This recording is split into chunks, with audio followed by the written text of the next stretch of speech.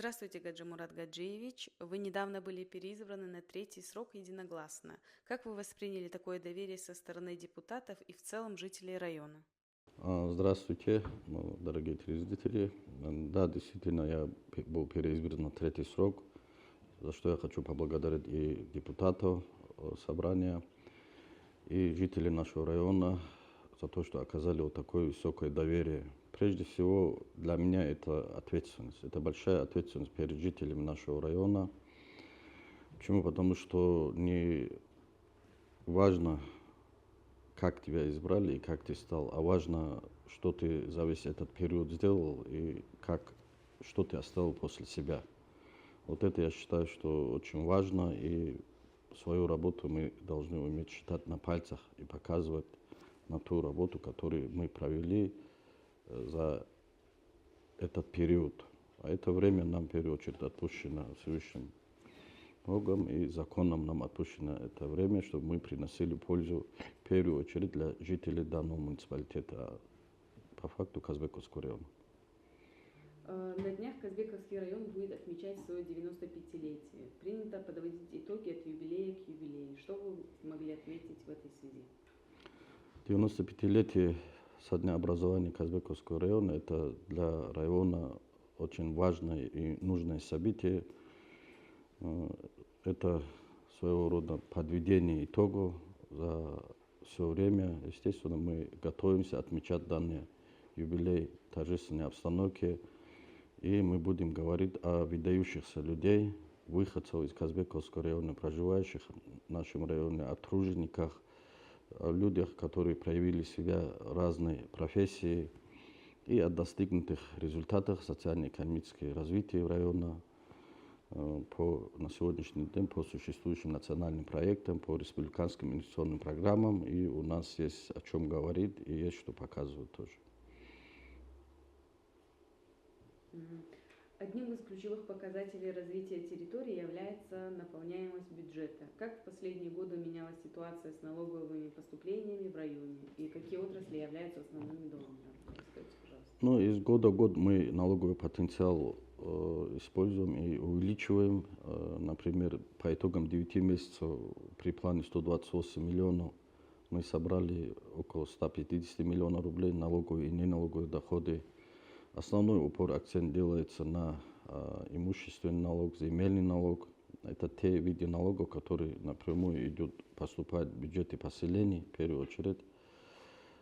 Чтобы расширять налогооблагаемую базу, в составе межведомственной комиссии мы проводим большую работу по выявлению и установлению личности правообладателей тех или иных объектов.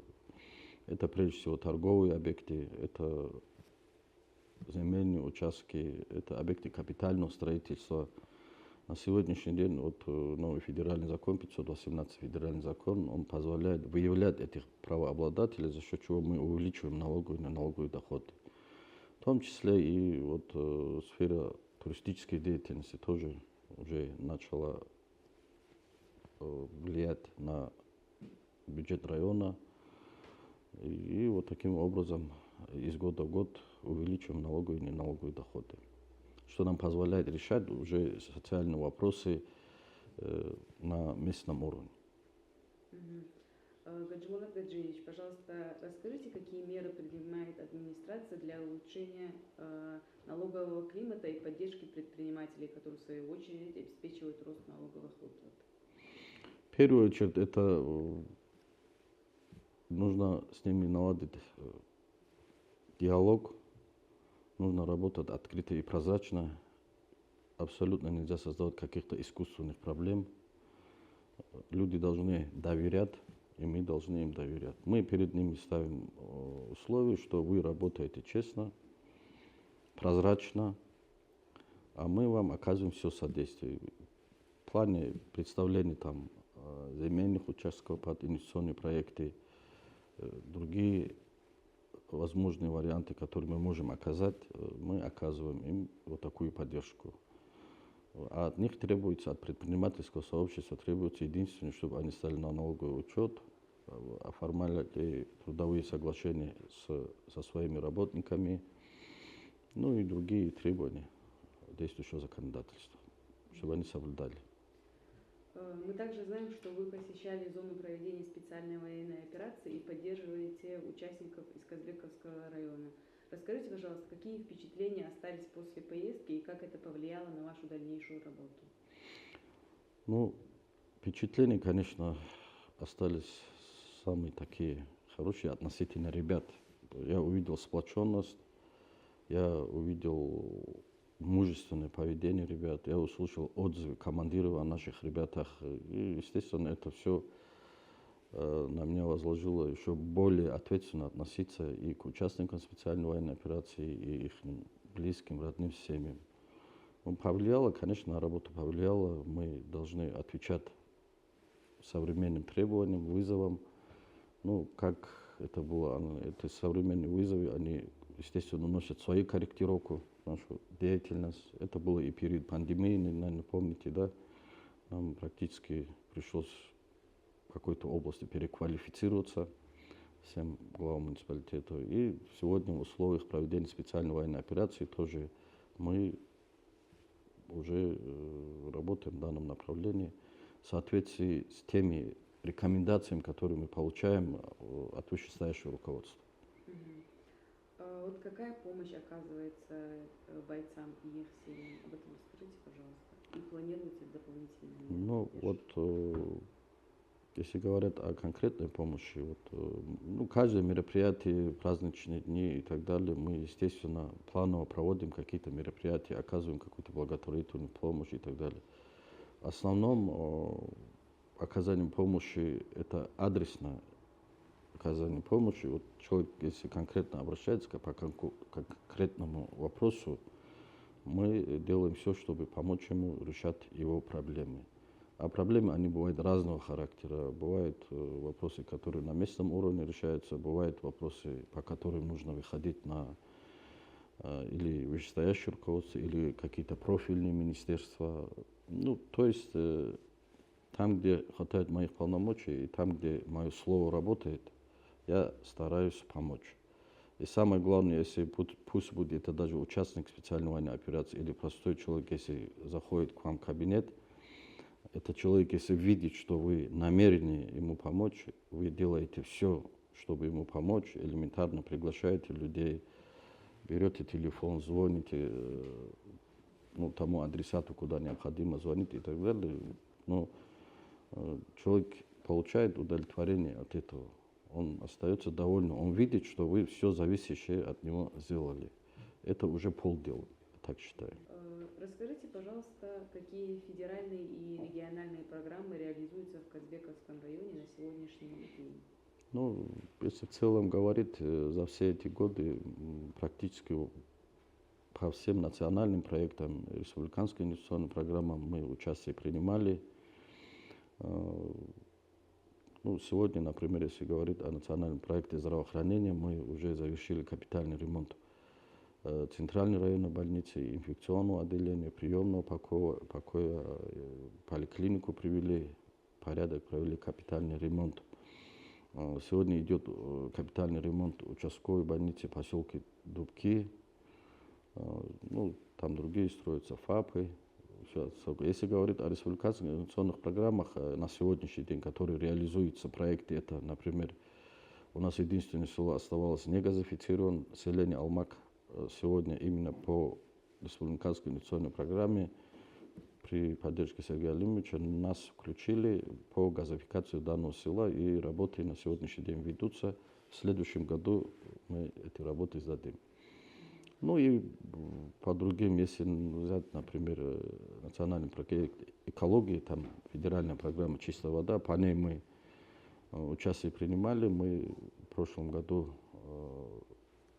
провели групповой водовод, который обеспечивает водой 6 населенных пунктов, а это почти более 50% жителей нашего района. Это была у нас основная проблема для жителей нашего района, поэтому вот эти проекты тоже есть. Ну, есть по комфортной городской среде, мы где-то около 18 объектов за весь период построили на территории района, развиваем дорожную инфраструктуру. Полная модернизация района, можно сказать, идет в полном объеме, она еще не завершена. Сделано много, но предстоит еще больше делать. А есть ли сложности с реализацией программ на местах? Сложностей нету. Мы как бы по каждому национальному проекту, по каждому республиканскому инвестиционному проекту мы уже как бы стоим в очереди.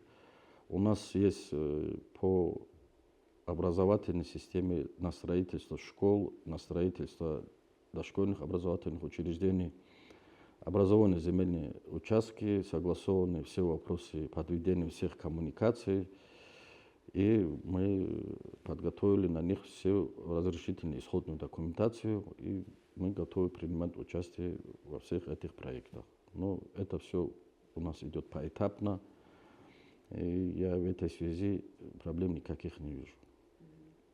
Говоря об агропромышленном комплексе, какие направления являются приоритетными для района сейчас? Ну, для нашего района приоритетные направления – это животноводчество, это растениеводство. Основное направление – это вот эти направления. А какие меры поддержки получают аграрии Казбековского района? Ну, аграрии Казбековского района на сегодняшний день, они должны, в первую очередь, все зависит от них самих, от их активности. Почему? Потому что сегодня государство представляет в разных направлениях сельского хозяйства субсидии, гранты и так далее. На сегодняшний день вот, в нашем районе около 35 миллионов рублей представители, ну, сельхозпроизводители, они получили разные гранты, субсидии. И, ну, я не считаю, что это большая сумма, его должно быть намного больше. Но здесь нужно, чтобы сами сельскохозяйственники, они участвовали более активно в этих процессах. Больше всего зависит от них самих. Что касается мер поддержки, я говорю. А так у нас в основном это где-то около 80% это личное подсобное хозяйство, сельское хозяйство. Как вы отметили ранее, Казбековский район обладает большим туристическим потенциалом. Расскажите, какие шаги принимаются для его раскрытия? В принципе, вся туристическая инфраструктура, которая существует в Казбековском районе с 2014 года, она все развивается при прямом участии администрации Казбековского района. Вот я выше говорил о предпринимателях, ну, сейчас тоже повторюсь, мы наоборот всегда готовы встречать вот таких людей, инвесторов. Ну, как якорный инвестор у нас, вот это вы знаете, главрыба и так далее, мы все меры поддержки для них оказали. Это в плане представления инвестиционных площадок, это в плане развития и другой инфраструктуры там оказали полное содействие. Вся наша деятельность по развитию туристической инфраструктуры, она осуществляется при тех рекомендациях, которые мы получаем в первую очередь от руководства правительства Республики Дагестан, от Министерства по туризму и так далее. Мы вот в таком формате согласованно работаем.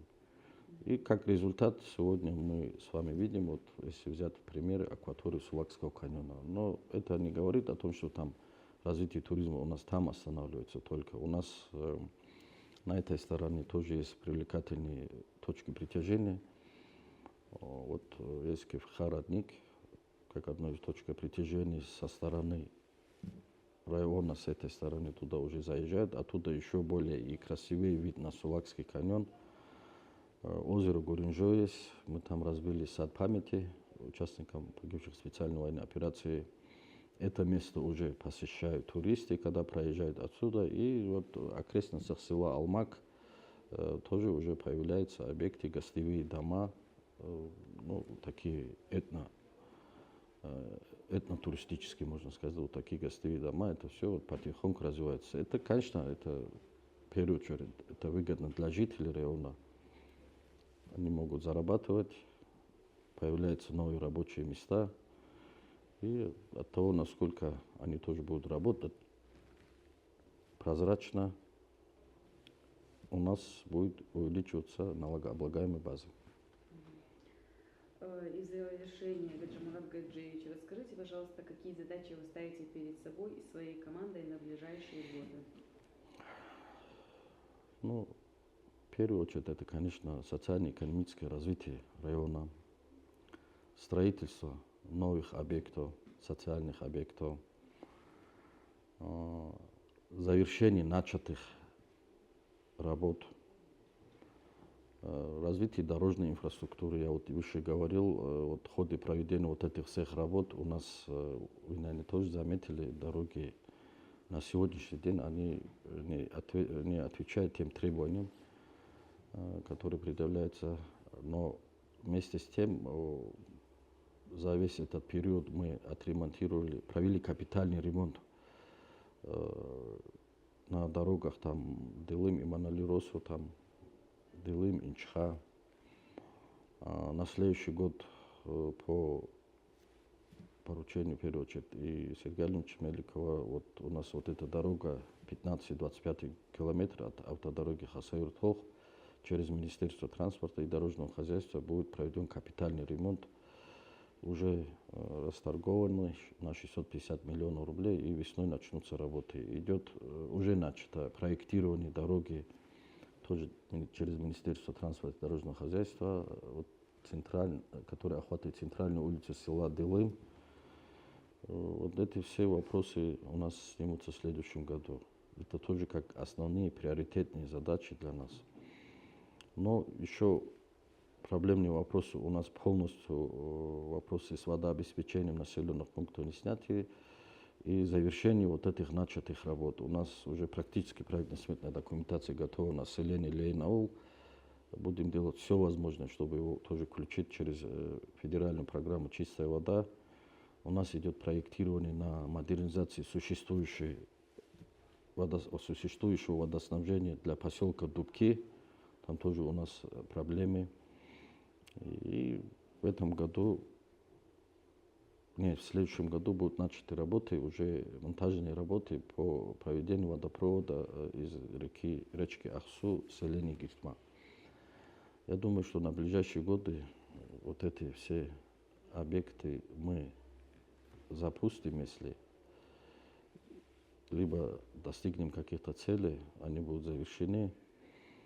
И те существующие объекты у нас, вот это школы, садики, которые остались, капитальный ремонт этих объектов, вот эти задачи, я думаю, что в течение этой пятилетки мы, если успеем, наша команда, если успеет, мы то доверие, которое нам оказано и жителям района, и депутатам района, думаем, что если даже не в полной мере, но мы его оправдаем. Спасибо большое вам. Какой самый большой инвестиционный проект, который реализуется при вашей помощи? Ну, на сегодняшний день вот, у нас реализуется инвестиционный проект вот, в поселке Дубки, вот, где местная смотровая площадка. Это очень большой проект, рассчитанный до 2038 года. И уже там освоено более 100 миллионов рублей.